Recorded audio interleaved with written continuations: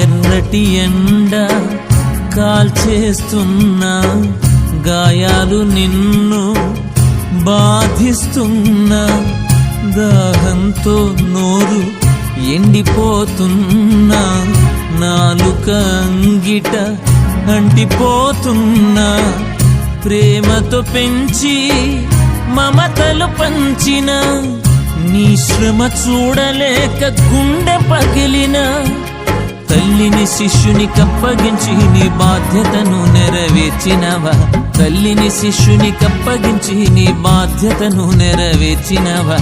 ఓ